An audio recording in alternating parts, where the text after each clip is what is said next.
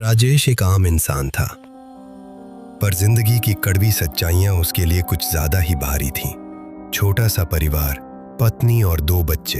रोजाना की जिंदगी का पहिया वो अपनी गाड़ी चलाकर घुमा रहा था, लेकिन उसमें एक लत थी, शराब की। कभी कभी इतनी ज्यादा पी लेता कि 1 हफ्ते तक ड्यूटी पर नहीं जा पाता। इसी आदत ने उसकी नौकरी छीन ली।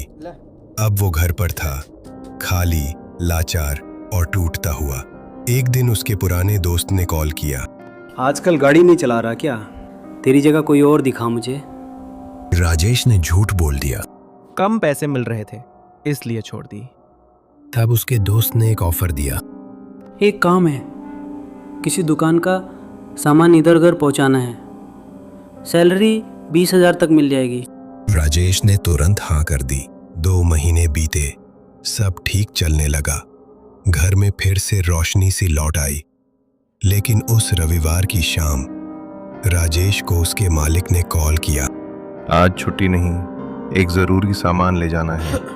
राजेश का मन नहीं था, लेकिन मना भी नहीं कर सकता था। शाम होते होते वो गाड़ी लेकर निकल पड़ा।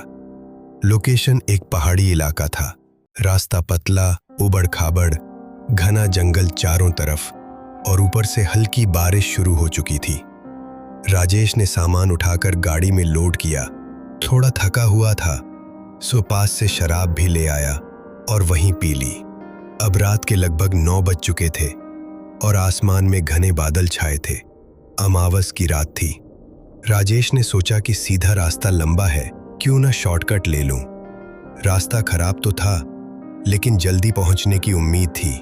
11 बजे थे। चारों तरफ सन्नाटा, ना कोई गाड़ी, ना कोई दुकान, ना कोई घर। और तभी सड़क के किनारे एक आदमी पीठ किए पेड़ की ओर झुका बैठा था।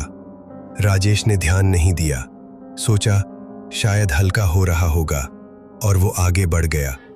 लेकिन कुछ ही मिनटों बाद फिर वही आदमी उसी अवस्था में पेड़ की ओर झुका हुआ। इस बार राजेश का दिल जोर से धड़कने लगा। ये वही है? कैसे इतनी जल्दी यहाँ आ गया?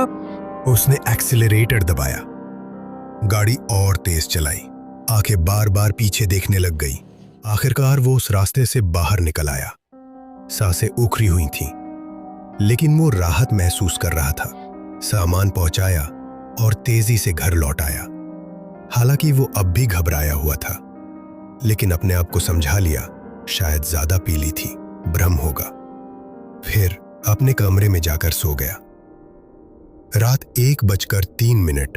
राजेश का बेटा अमित, उसकी नींद खुली। उसे टॉयलेट जाना था। पूरा घर अंधेरे में डूबा था। बस खिड़की से आती एक हल्की स्ट्रीट लाइट की रोशनी कमरे की दीवार पर पड़ रही थी। वो बाथरूम से निकलकर जैसे ही मुड़ा, उसने देखा उसके पिता राजेश कमरे के बाहर दीवार की तरफ मुंह किए बैठे थे, एकदम स्थिर। अमित ने डरते हुए आवाज दी, पापा? कोई जवाब नहीं आया। फिर थोड़ा पास जाकर बोला, पापा आज यहाँ क्या कर रहे हैं? अब भी कोई हरकत नहीं।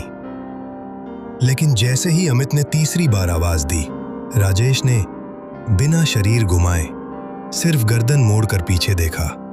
एक झटके में उसकी आंखें लाल, चेहरा बिल्कुल सूजा हुआ, डरावना, और मुंह से निकली एक भयानक कराह।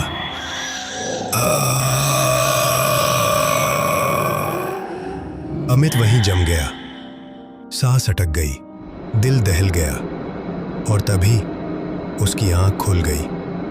वो बिस्तर पर था, पसीने से लथपथ। उसका शरीर अब भी कांप रहा था। सुबह होते ही अमित ने अपने पिता से पूछा, पापा, आप रात में उठे थे क्या?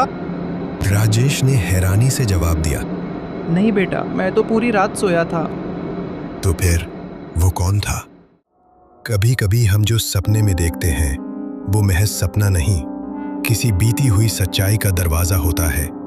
लेकिन जब वो दरवाजा खुलता है तो किसे क्या दिखेगा, ये कोई नहीं जानता।